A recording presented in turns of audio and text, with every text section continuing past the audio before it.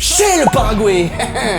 Tu parles de foot toi maintenant? Bah ouais, c'est la Coupe du Monde, pourquoi j'aurais pas le droit? Ah ben non, c'est juste que d'habitude tu parles de cinéma quoi. Oui, c'est vrai que je parle de cinéma normalement, mais ce qui s'est passé hier au foot, c'est chaud quand même. Un peu comme à Marseille quoi, c'est chaud. Tellement chaud qu'il y a un bateau qui a brûlé.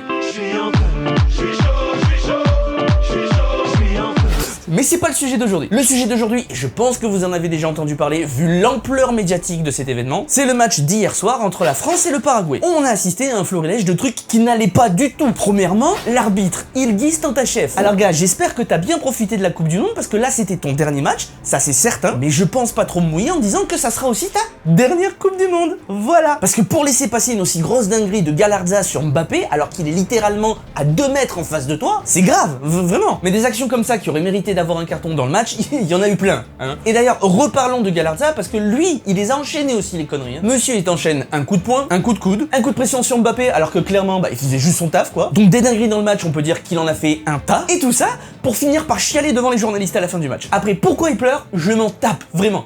Après tout ce que j'ai à dire sur ce match, sachant que à la base je suis absolument pas footeux et que je m'y connais absolument pas, c'est un grand bravo à la France d'avoir gardé son sang-froid et surtout une mention spéciale à Mbappé parce que clairement, ça a été la cible de tout le match. Puisqu'en Coupe du Monde, ça nous est déjà arrivé malheureusement de voir des joueurs qui pètent un plomb. Mais pourquoi? Parce qu'il a été poussé à bout. On avait la même coupe d'ailleurs. Voilà. Donc encore une fois, je le répète, je ne suis absolument pas un footeux, donc vous continuerez à voir du contenu sur le cinéma sur ma chaîne, vous inquiétez pas. Oui, et d'ailleurs la prochaine vidéo, ça sera le top 10 des personnages les plus puissants de défi entre les films et les comics. Voilà. Mais du coup, grâce à ce match, j'ai très envie de suivre la suite de la Coupe du Monde, donc on se donne rendez-vous jeudi prochain pour France-Maroc.